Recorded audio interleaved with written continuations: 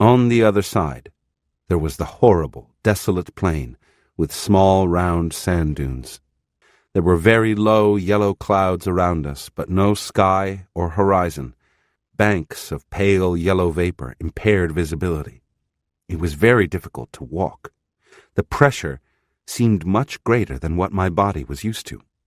La Gorda and I walked aimlessly, but the nagual woman seemed to know where she was going.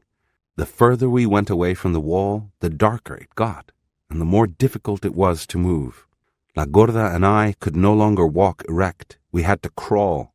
I lost my strength, and so did La Gorda. The nagual woman had to drag us back to the wall and out of there. We repeated our journey innumerable times.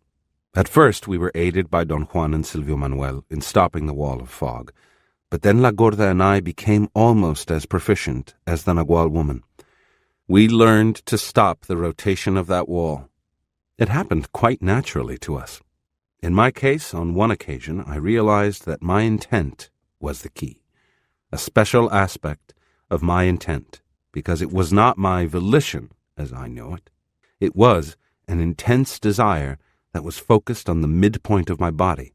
It was a peculiar nervousness that made me shudder, and then it turned into a force that did not really stop the wall, but made some part of my body turn involuntarily 90 degrees to the right.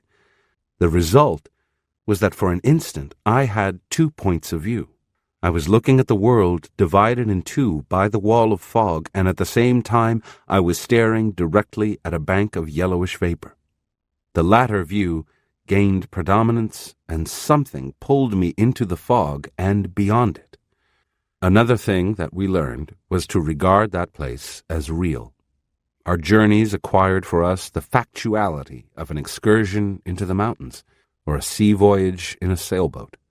The deserted plain with sand dune-like mounds was as real to us as any part of the world. La Gorda and I had the rational feeling that the three of us spent an eternity in the world between the parallel lines, yet we were unable to remember what exactly transpired there. We could only remember the terrifying moments when we would have to leave it to return to the world of everyday life. It was always a moment of tremendous anguish and insecurity.